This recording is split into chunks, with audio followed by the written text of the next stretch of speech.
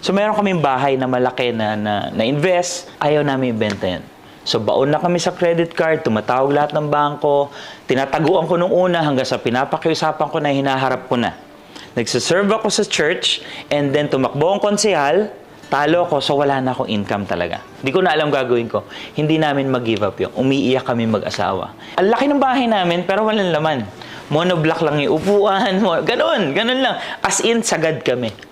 Hanggang sa one time, iyak kami mag-asawa, surrender na natin to, tanggapin mo na. Sige, benta namin. Benta, tingin, wala. God's perfect timing, nabili. You know what? After mabili, binayaran namin lahat ng utang namin. Hindi namin tinago yung pera. Magkano? Magkano ang utang? Siguro mga 2.2. Oo. Let go of everything, surrender kay God, bayad ng utang. Pagbenta namin nun, after a month or two, nag-COVID.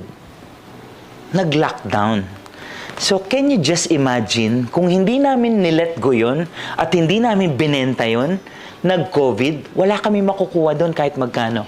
Kukunin ng bangko yun at walang bibili. It's undescribable kung gaano kagaling and amazing si God when you start surrendering everything. Di ba sinabi in the book of Proverbs chapter 3, if I may share? Trust in the Lord with all your heart.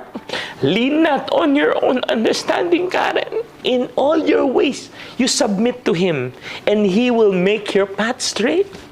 Hanggang sa ngayon, wala akong pera, wala akong sariling bahay, wala akong kotseng maganda, but I only have God. And yun lang, kumpleto na.